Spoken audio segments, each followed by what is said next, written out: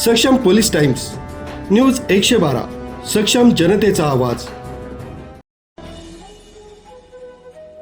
अखिल भारतीय सक्षम times media foundation व सक्षम पोलीस टाइम्स यांच्या संयुक्त विद्यमाने जागतिक महिला दिनानिमित्त राज्यस्तरीय सक्षम महिला रत्न पुरस्काराचे आयोजन। राज्यस्तरीय सक्षम महिला पुरस्कार सोहळा दिनांक 8 मार्च 2026 रोजी सकाळी 11 ते दुपारी 3 वाजेपर्यंत।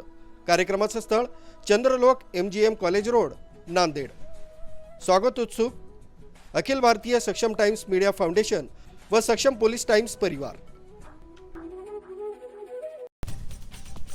डहाणू तालुक्यातील कांदरवाडी सूर्यनगर येथील एकात्मिक आदिवासी विकास प्रकल्पांतर्गत येणाऱ्या आश्रमशाळेच्या वसतिगृहाला आज सायंकाळी भीषण आग लागल्याची घटना घडली।